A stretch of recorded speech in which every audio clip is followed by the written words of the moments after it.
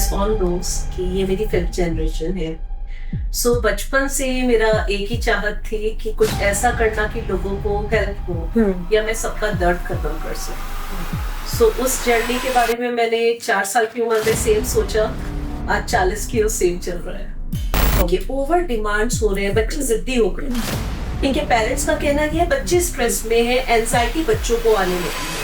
मतलब पेरेंट्स कह रहे बच्चे जिद्दी है, जैसे हम लोगों के टाइम पे बच्चे बात सुनते थे, अभी की डेट में बच्चे बात सुनाते हैं। बच्चों के ऊपर प्रेशर है, परफॉर्मेंस प्रेशर है ना, कि आपको ये काम करना है, आपको इतने नंबर चाहिए। अरे फलाना के बच्चे के 98 आए, तेरे 95 क्यों है ना। तो ये फोन को दूर रख के हमें वापस पुराने टाइम में आना है, उन्हें टाइम देना है, उनसे बात करना है। न्यूक्लियर फैमिली है, दादी दादा नहीं है। तो वो क्या करते थे, वो संस्कार देते थे कि बेटा पूजा पाठ हर चीज सिखाते थे, जो हमारे को हमारी जड़ों से जोड़ के रखते थे। तो सिस्टम पे बैठते समय हमें हमारा पोस्चर करेक्ट करना है। वो हमें पहला, हम कल करेंगे, कल कभी नहीं आया, मैंने नहीं देखा आते हुए। तो आज ही जो करना है वो आज करना है। मुझे ये करना था, ये नहीं हो पाया। अभी जो नहीं हो पाया वो तो नहीं हो पाया ना। सोचने से हो जाएगा ऐसा तो होने वाला ही नहीं है। तो सबसे पहले हमारा पॉजिटिव माइंडसेट बहुत ज़रूरी है। मैं डॉक्टर सुरभि धानवाला और आप मुझे देख रहे हैं बज़ूका पे। हाय, सबसे पहले तो आपका स्वागत है। कैसे हो आप? I'm good, how are you? एकदम बढ़िया। सबसे पहले तो मैम मैं ये जानना चाहूँगी कि आपकी जर्नी के बारे में तो क्या कहना चाहोगे आप? Journey like as all knows कि ये मेरी 5th जनरेशन है। सो बचपन से मेरा एक ही चाहत थी कि कुछ ऐसा करना कि लोगों को हेल्प हो या मैं सबका दर्द खत्म कर सकूं। सो उस जर्नी के बारे में मैंने 4 साल की उम्र में सेम सोचा।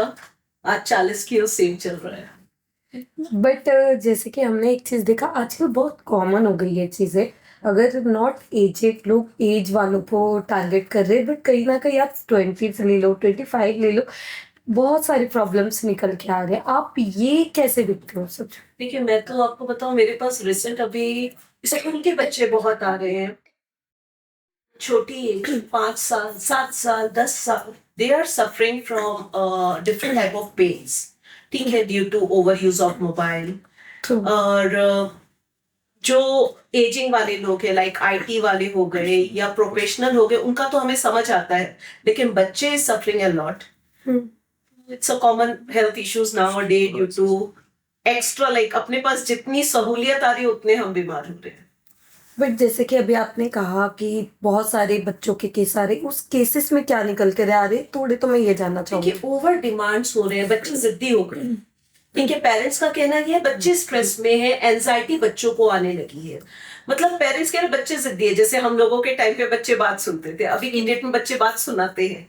तो क्या होता है, हम जब लगातार फोन यूज कर रहे हैं तो रेजेस हमारी बॉडी में जा रही है, जिसकी वजह से ब्रेन के जो फंक्शंस है वो डिस्टर्ब हो जा रहे हैं। दूसरी चीज, लगातार गलत पोस्चर में बैठने की वजह से सर्वाइकल इश्यूज बच्चों को हो रहे हैं, बॉडी पेन इश्यूज हो रहे हैं। तीसरी चीज, बच्चों के ऊपर प्रेशर है, परफॉर्मेंस प्रेशर है ना, कि आपको ये काम करना है, आपको इतने नंबर चाहिए। अरे फलाना के बच्चे के 98 आए, तेरे 95 क्यों आए। तो ये इश्यूज बच्चों में एंजाइटी फैक्टर डेवलप कर रहे हैं, पेन डेवलप कर रहे हैं। तो जो हमारे आने वाली जनरेशन है, they are suffering a lot.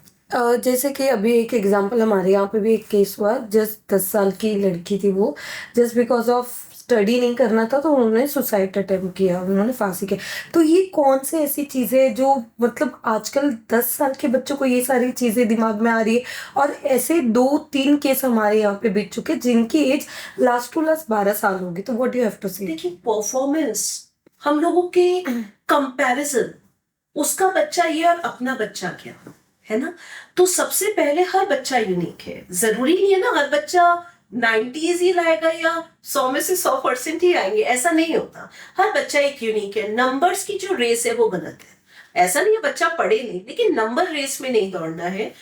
Gain the knowledge, लेकिन नॉलेज का मतलब नंबर्स नहीं है। दूसरी चीज, जो ये फोन है, फोन की जगह वापस आउटडोर एक्टिविटी। मुझे याद है अभी बचपन में हमारे पेरेंट्स कहते थे बेटा घर आ जाओ, हम घर नहीं आते थे और नंबर अच्छे रहते थे। हम लोग खेलते थे। आज की डेट में बच्चे घर में बैठे हैं, बोथ पेरेंट्स आर वर्किंग। बच्चे क्या है, मेड के पास है, मेड क्या कहती है, बेटा फोन पकड़ ले। पेरेंट्स क्या करते हैं, अरे बेटा मैं बिजी हूँ, फोन ले लो, है ना। तो ये फोन को दूर रख के हमें वापस पुराने टाइम में आना है, उन्हें टाइम देना है, उनसे बात करना है। न्यूक्लियर फैमिली है, दादी दादा नहीं है अभी, तो वो क्या करते थे, वो संस्कार देते थे कि बेटा पूजा पाठ हर चीज सिखाते थे जो हमारे को हमारी जड़ों से जोड़ के रखते थे। तो वो चीजें वी नीड मोर। और बच्चों को वापस हमें पहले हम कराते थे, एक आंख में आंख डाल के बैठो, जिसकी आंख पहले ब्लिंक हुई वो हारेगा। तो वो क्या था, वो एक एक्सरसाइज थी। फिर हम पेंसिल के साथ खेलते थे, वो भी एक्सरसाइज थी। फिर हम मौन खेलते थे, मुझे याद है हमारे बचपन में हम मौन खेलते थे, कौन कितने घंटे चुप रहेगा, वो भी एक्सरसाइज थी। ठीक है, हम लोग योग की अलग अलग क्रियाएं कराते थे, वमन कराते थे बच्चों को, जल नीति कराते थे, जो मेरे साथ भी हुआ। तो वो सब चीज़ें अगर हम वापस शामिल करें तो हम हर चीज़ से, ये मैं अब आयुर्वेदा की बात कर रही हूँ, तो हम बच्चों को बचा सकते हैं। उसी के साथ साथ जैसे कि आजकल बड़े लोगों में भी बहुत सारी प्रॉब्लम आ रही, बैक प्रॉब्लम, नी प्रॉब्लम, इन सब ये सारी इस सब के क्या सॉल्यूशन है आपको? देखिए, सबसे पहले हमें ये समझना है हमें प्रॉब्लम क्यों आ रही है। अभी किसी को बैक एक हो रहा है, एक एग्जांपल, तो कहीं ना कहीं लाइफस्टाइल में कुछ गड़बड़ होगी, या सर्वाइकल हो रहा है। तो first of all we have to understand हम क्या गलत कर रहे हैं। हम 10 घंटे सिस्टम पे बैठ रहे हैं, वो हमारी मजबूरी है, अगर हम कमाएंगे नहीं तो खाएंगे क्या। तो सिस्टम पे बैठते समय हमें हमारा पोस्चर करेक्ट करना है। वो हमें पहला, हम कल करेंगे, कल कभी नहीं आए, मैंने नहीं देखा आते हुए। तो आज ही जो करना है वो आज करना है। फिर हमें एक नियम लेना है, 1 घंटे के बाद हमें 1 मिनट की स्ट्रेचिंग देनी है, हमें पर्याप्त पानी पीना है, हमें फास्ट फूड अवॉइड करना है, हेल्दी मील की तरफ स्विच करना है। इतना तो वी कैन डू। सो अगर इतना भी कर लिया तो हम लोगों ने 50% अपनी बीमारी को दूर भगा दिया। सेम चीज़ हाउसवाइफ है। अभी नॉन स्टॉप हम लोग रॉन्ग पोस्चर, नीचे झुकना है, फ्रिज से सामान उठाना है, ऊपर। तो पहले पोस्चर, किस पोस्चर से हमें प्रॉब्लम आ रही है वो समझे। और फिर अर्थराइटिस है, कॉमन है, 40 साल की लड़की को अर्थराइटिस आजकल कॉमन हो रहा है। अगर आप देखें नी में गैप कॉमन हो रहा है, तो वो क्यों हो रहा है पहले समझना है, हमारी कहाँ क्या कमी है। उसके बाद हमें बेसिक एक्सरसाइज, नहीं लंबी एक्सरसाइज कर पा रहे मत करिए, लेकिन 10 मिनट की एक्सरसाइज स्केड्यूल तो हम कर सकते हैं जो हर मसल्स पे काम करे। ऐसी एक्सरसाइज प्लान ले, बहुत है। अगर मेरे YouTube में भी मैंने डाला हुआ था ऐसे बेसिक एक्सरसाइज, 10 मिनट हाथ 10 मिनट पैर, अगर उतनी भी एक्सरसाइज करें, मेरे लाखों पेशेंट ने उससे फ़ायदा लिया है। मेरे हेल्थ सेमिनार, हर हेल्थ कैंप में हज़ारों लोग आते हैं और सबको हम ये एक्सरसाइज गाइडलाइन देते हैं, बेसिक मिनिमम टिप्स, और दे टेक द एडवांटेज। अगर कभी चाहिए तो मैं वो करके भी दिखा सकती हूँ कि क्या करना चाहिए। साथ ही साथ जैसे कि आपको पता है कि आजकल जो चीजें हैं बहुत ज्यादा बढ़ रही है, बच्चों में हो रही है, बड़ों में हो रही है, बट कोई ऐसा केस जब आपने सोचा कि ये थोड़ा डिफिकल्ट है, ये नहीं हो पाएगा, ऐसा कोई केस आया आपके पास? बहुत केसेस एम्बुलेंस से पेशेंट आते हैं, सिवियर पैरालिटिक। अभी एक रिसेंट बच्ची आई, मैं नाम भूल रही हूँ उसका, 30 साल की एज में पैरालिसिस हुआ, मेजर पैरालिसिस था, एम्बुलेंस से उस केस को लेके आया गया। वो जर्नी से लेकर फिर वो बात सुनने को तैयार नहीं थी क्योंकि ब्रेन कोऑपरेट नहीं कर रहा था। तो आप मानेंगे, पहली बार मैंने जब उसे एक्सरसाइज के लिए रेडी किया तो मैंने 1.5 घंटा डांस किया उसके सामने। कोइंसिडेंस, वो गाना कुछ, वो 4 बोतल वोडका, हाँ, वो गाना मैंने गाया और वो उसमें एंजॉय कर रही थी, तो मैंने उसकी थेरेपी की। तो मेरे ये गाने गा गा के उसका दिमाग हमने डाइवर्ट किया और उसने पहली वर्डिंग गाने से बोलना सीखना शुरू किया। ऐसे कई केसेस हुए हैं मेरे साथ। तो उन्होंने बोलना शुरू किया वो गाना सुनते सुनते। उस गाने के बीच में मैंने उसका दिमाग डाइवर्ट किया और उसे एक्सरसाइज किया। अदरवाइज उसको एक्सरसाइज कराते हुए पड़ोस तक में आवाज़ आती थी। एम्बुलेंस से व्हील चेयर से वॉकर से स्टिक से चलने तक का सफ़र हमने तय किया 1 महीने में। और एक अपने अग्रवाल समाज का एक केस बता रही हूँ। अपने विजय चौधरी अंकल हैं जो अग्रवाल समाज के प्रेसिडेंट हैं, उनके केस में भी हमने यही किया, गाने से शुरू किया। उनकी पैरालिसिस में वॉइस ख़त्म हो गई थी, तो उसके बाद उन्होंने एक अधिवेशन लिया अकोला में और उसमें उन्होंने मुझे as a main doctor, as a main physiotherapist बुलाया, जिसमें हज़ारों लोगों को बुलाया गया। और उन्होंने आवाज़ जाने के बाद, वापस आवाज़ आने के बाद, वो पूरा समाज का फंक्शन ऑर्गेनाइज किया। So that is a very unique case. कभी ऐसा हुआ है कि आपने कोई केस सॉल्व किया हो और घर पर जाकर आपने बहुत बार सोचा कि ये क्या, मतलब मैंने ये कर भी दिया, बट कहीं ना कहीं वो एक इमोशन होता है ना कि जब आप उनके साथ जुड़ते हो, तो कोई ऐसी एक मेमोरी जो आज एक्चुअल ऐसी मेमोरीज मेरे साथ रोज ही होती है। अगर मैं 100 केस देख रही हूँ तो कोई 1 या 2 केस ऐसा आता है जो रात को, जिसके लिए सोच के स्माइल आती है फेस में, फिर हम सोते हैं। जैसे अभी कुछ केस मेरे पास आ रहे हैं, एक मिसेस मेहता है, अंकल मेरे साथ ही बैठे थे और नेक्स्ट डे फ़ोन आया अंकल ही नहीं थे, तो हार्ट अटैक से चले गए। उनकी लास्ट वर्डिंग थी आंटी का ध्यान रखना। तो आंटी एक हफ्ते के बाद, एक नहीं 15 दिन के बाद क्लिनिक आई और वो मेरे गले में रख के बहुत रोई। जिस समय वो आई वो चल नहीं पा रही थी, और उसके बाद मेरी उनके साथ वीडियो शूट है, 10 मिनट के बाद हम डांस कर रहे थे, है ना। तो उनका उस इमोशन फैक्टर से वहाँ तक बाहर निकलना, ऐसे एक नहीं बहुत केसेस होते हैं।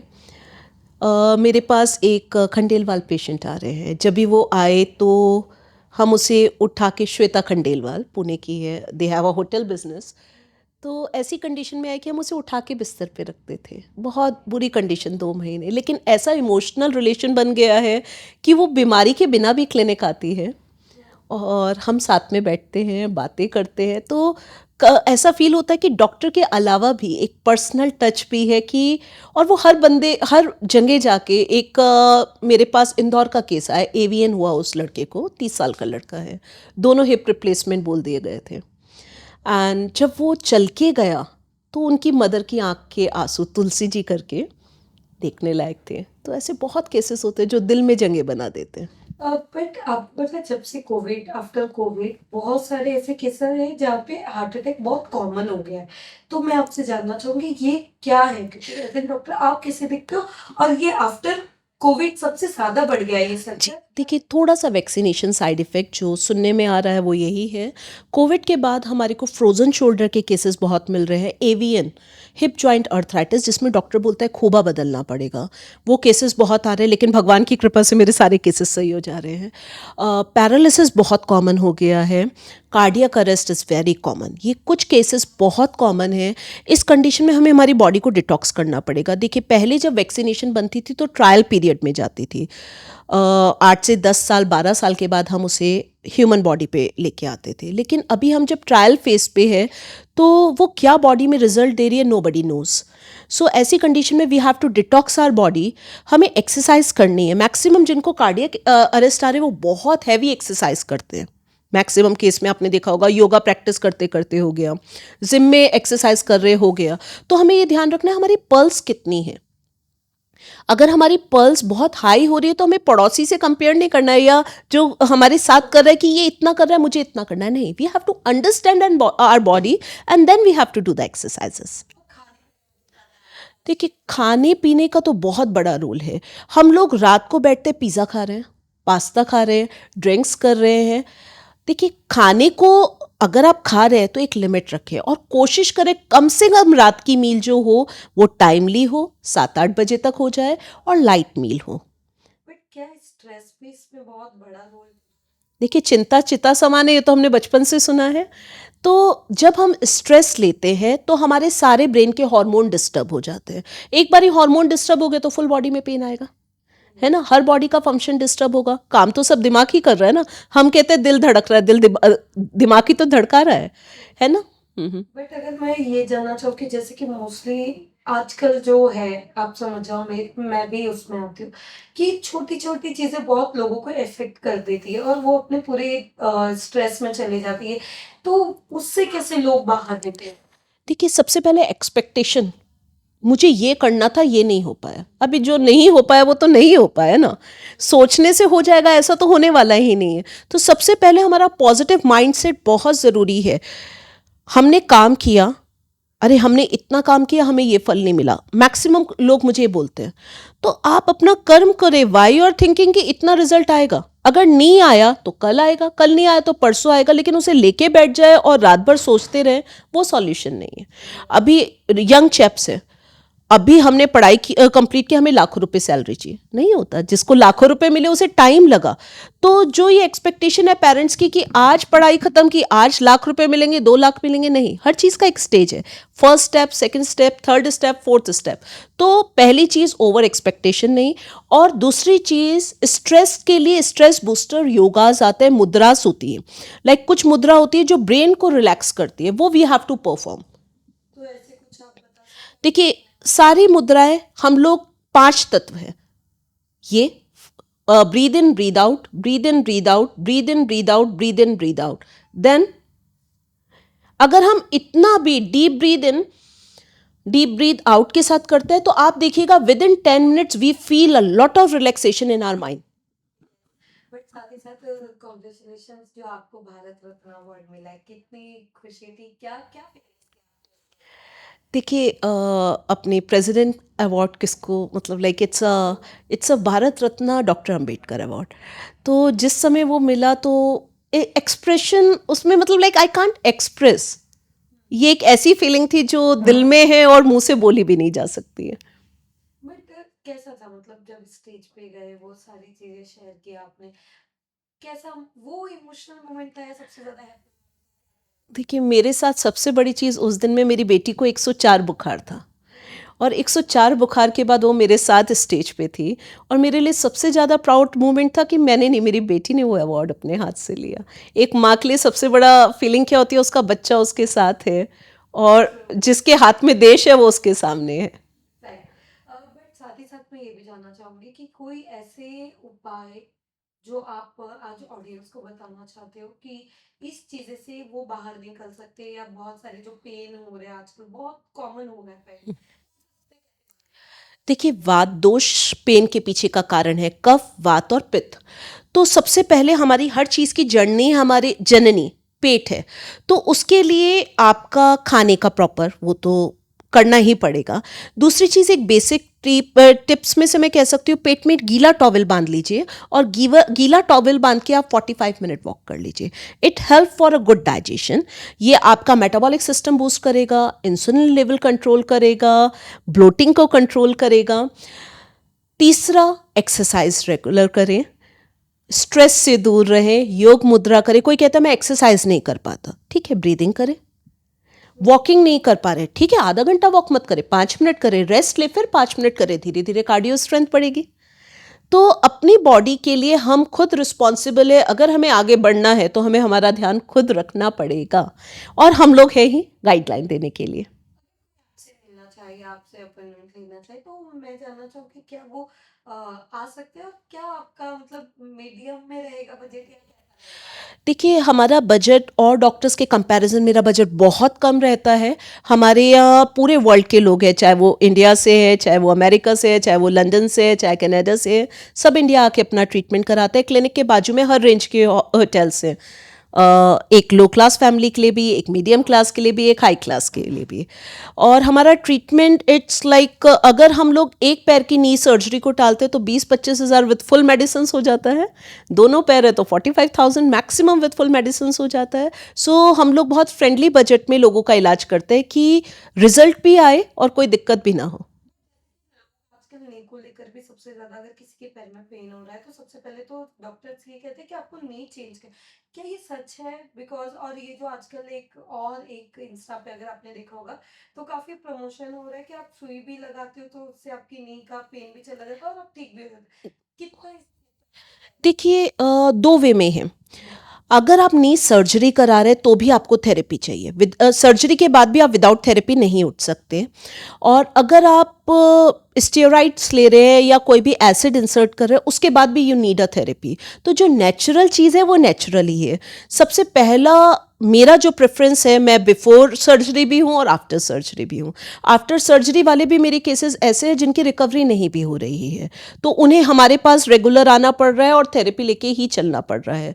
तो जो नेचुरल चीज़ है वो नेचुरली है।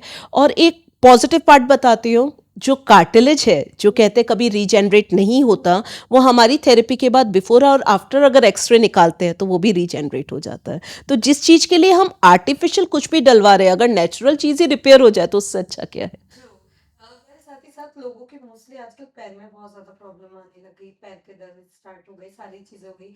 इसके पीछे क्या रीजन है? और देखिए पैर में दर्द के पीछे 3 रीज़न हो सकते हैं जो मेजर आजकल हो रहे हैं।